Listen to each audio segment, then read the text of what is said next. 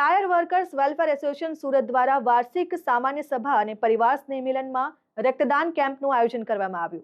Tyre workers welfare association सूरत દ્વારા વાર્ષિક સામાન્ય સભા અને પરિવાર સ્નેહ મિલનમાં રક્તદાન કેમ્પનું આયોજન કરવામાં આવ્યું હતું।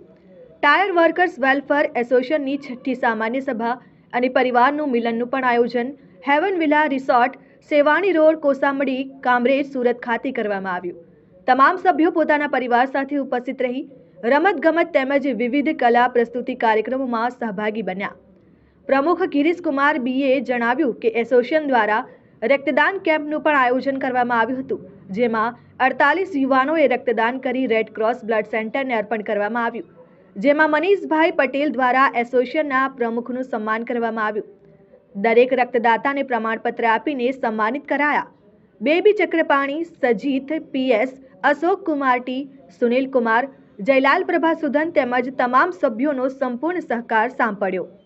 अपना सूरत के अंदर अपना ये टायर वर्क्स वेलफेयर एसोसिएशन ऐसा एक एसोसिएशन है। अपना पिछले 6 साल से हम इधर ही सूरत में हमारा काम चल रहा है, तो ज़्यादा चैरिटी काम है हमारा इधर।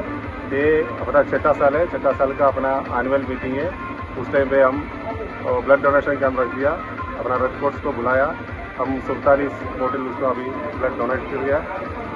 अभी भविष्य में भी हम सब ऐसा सब करने के तैयार हैं। जिग्नेश ठाकुर, RN न्यूज़, सूरत।